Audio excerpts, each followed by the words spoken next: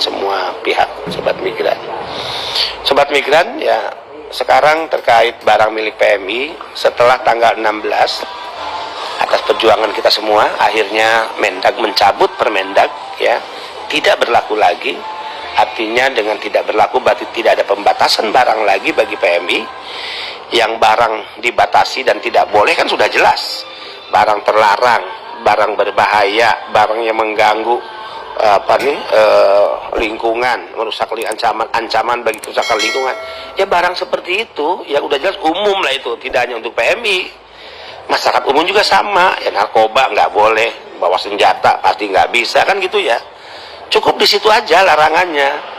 PMI mau bawa satu karung, PMI mau bawa satu kontainer, ngapain lagi mau dilarang, kan gitu ya. Nah berhasil kan, alhamdulillah dicabut, ya tidak ada larangan lagi, tinggal nanti dibedakan. Dari sekian banyak barang PMI itu berapa sih yang PMI diberikan spesial oleh negara, dikurangi pajaknya, ya. Nah kita baru berhasil mengurangi beban PMI 24 jutaan, 1.500 US dollar per tahun. Bisa 1 kali kirim barangnya, bisa 3 kali kirim dalam setahun, ya. Dan tentu ini belum cukup, makanya kita kemarin udah kirim surat lagi ke Presiden. Kita minta 2.800 US dollar mengacu best practice-nya Filipina. Bahkan dalam rapat dengan Menko, dengan Mendag, saya katakan, masa kita nggak malu negara besar sama Filipina yang negara kecil Filipina bisa menghargai PMI-nya dengan memberikan keringanan pajak barang masuk yang dikirim PMI 2.800 US dollar. Lah kita ini negara besar, masa hanya 1.500 US dollar? Pelit amat sih jadi negara untuk PMI, ya. Oke, ini perjuangan bersama. Ini perjuangan yang tidak mudah.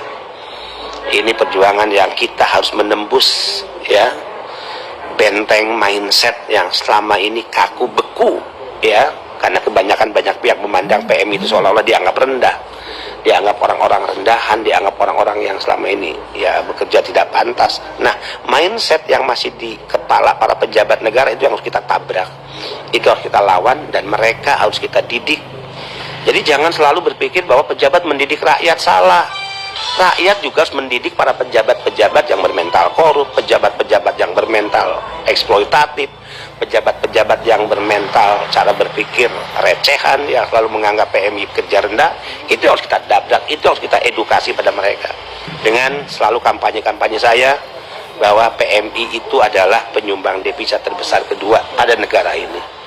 Ya, terakhir datanya Sobat Migran udah tahu ya, 2023 sumbangan PMI itu udah menembus kalau dikonversi ke dolar hari ini 16.000 lebih, ya, 16.300.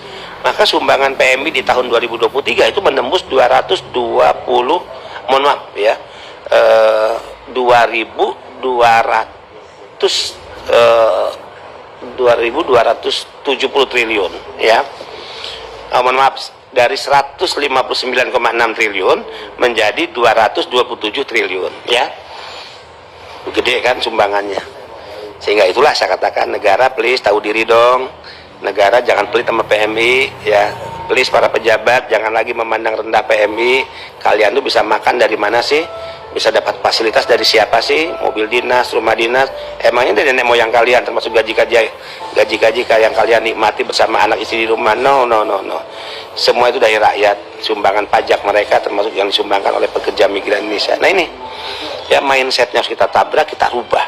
Kemudian kalau mindsetnya udah baik, yang ada di kepala chip para pejabat negara di Republik ini, dengan memandang positif, dengan memandang hormat para pekerja migran Indonesia, maka bagaimana negara mengeluarkan peraturan, kebijakan yang mempermudah, mempercepat gitu, ya, dan mempermurah biaya bagi siapa?